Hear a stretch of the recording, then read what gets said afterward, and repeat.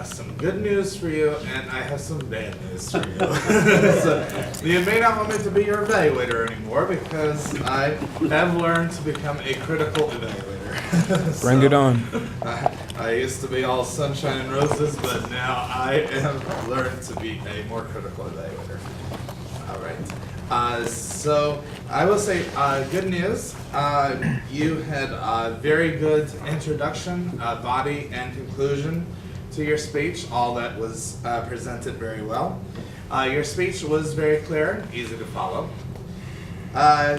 You were able to be heard very well, at least by me, this evaluator. You had very creative descriptions during your speech. I rather enjoyed that. I almost felt like that I was almost there with you. You were describing the events so well. I could almost see you now saying in your mirror, "I am handsome, I am handsome, I am handsome." Also, you projected appropriate emotion for the speech, so you did very well with that. Okay, now on to the bad news.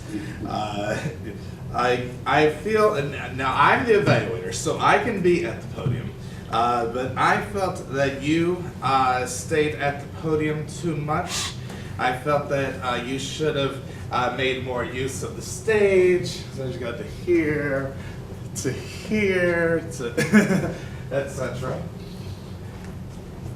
And I feel like you had an awkward pause near the beginning of your speech, and I feel like you had continuous awkward pauses during your speech. I also felt that you had some nervous energy at times, like with the pauses in the speech. But I would say probably the most bad news is probably where I was most critical, and I probably sound cold and heartless, but I am going to say it. I felt that in your speech there was not much vocal variety, and I felt that you were monotonous in tone during the speech.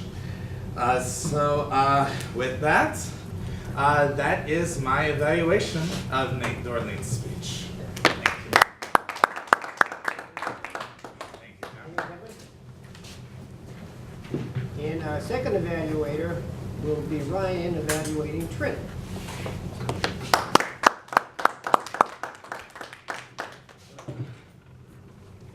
All right.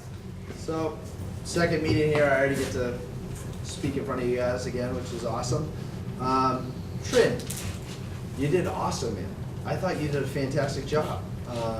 Honestly, you started off like fire. You know, you took from Nate's speech and, you know, kind of made me laugh at first by being, I'm gonna do the power pose. Like, am I doing this right? That made me laugh. And coming from like a sales background, you know, when you make me laugh, like you build trust with me, and then I already want to pay attention to you. So I think that's a huge thing you did right there. So that's really important. As far as the speech went, I could follow you all the way through. I understood the point that you were trying to, you know, put out to everyone, how to, you know, stay true to your goals. And I thought it was really cool that you brought like insights from your own personal experience to how you're trying to help other people achieve their goals as well. Now, one thing I did really like is you've got a lot of confidence, which is really something special for someone that, you know, is from Vietnam originally. You said you came here in 1995. So, you know, you haven't been here as long as me, and I'm a young guy. So that's really cool that you can come up on stage here and just, you know, project this confidence to people, because you're gonna get the whole audience that falls in love with you. Now, one of the points you brought up was that you read something that said you should take, you know, things in small bites. You know, the title of your speech was Stupid Small, right? So you start with something small, and then it turns to something bigger, right? So with that, you said you just started taking 2 to 3 minutes a day to read 1 page a day of the book you wanted to accomplish, right? So my advice for you, and I guess my criticism on your speech would be, you know, if you're suggesting other people take 2 to 3 minutes a day to, you know, chip at their goals, if your goal is to, like you told me, to improve on your diction, and how you pronounce things and how you come off as, speaking English a little bit better, you should take those 2 to 3 minutes a day yourself and start putting that towards improving your diction. So if you can just find some way you can do it, whether it's just going on Google search and searching up English words and just trying to pronounce them better for 2 to 3 minutes a day, it's going to go a long way. But back to your confidence, in terms of that, I speak French. I cannot imagine myself coming up here and doing a speech in French to you guys. My diction would be awful, and that's something that I can improve on myself as well. Overall, really great, man. One thing that I would suggest you might want to read upon, because you brought up a couple of points from the book I read recently. It's called The One Thing. It's by Gary Keller, so you might want to check that out. I can give you that too at the end, but overall you did an awesome job, man. Really liked how you did it, so thanks, guys.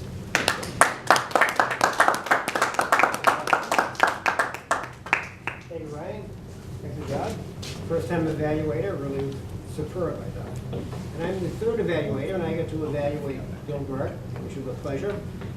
This really could have been a presentation on speaking to persuade, which would have been a good manual topic.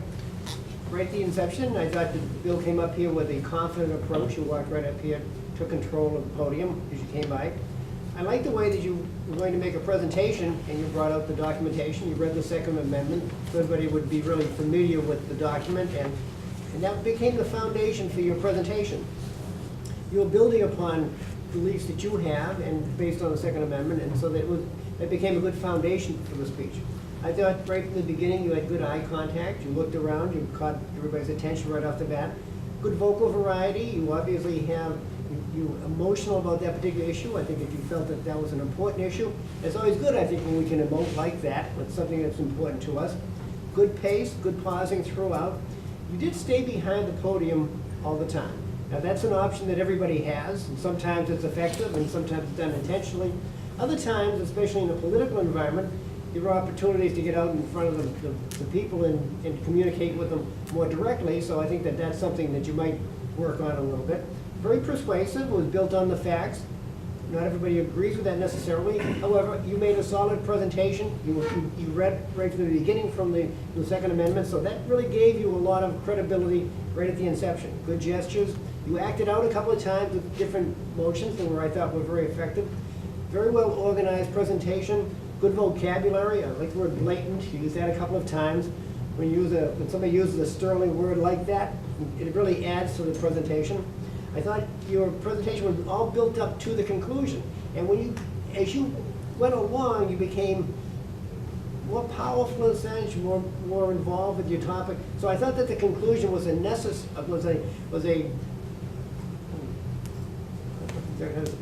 be really the culmination of all the facts that you had presented during the presentation. So it became I thought it very powerful, and you gave some viable reasons for supporting the Second Amendment. So nice job, Don. Thank you.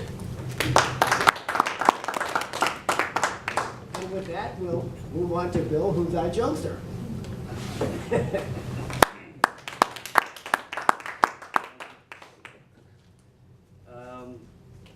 Can I ask a question? Yeah. What was our word again? Viable. Viable. I hope this joke is viable. For a laugh. But anyway, there was an Irishman drinking in a bar at night down in Galway. And he was there all night long, and the bartender says, "It's time to close there, Mick. You gotta go home now." So Mick downs his last little sip of whiskey and his last sip from the pint of Guinness, and he gets up off the stool and falls flat on his face.